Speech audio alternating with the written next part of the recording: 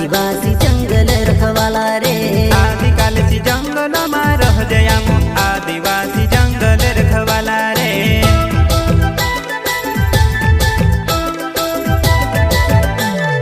चल जंगल जमीन काजे पूजे रे आदिवासी दुनिया ने रखवाला रे।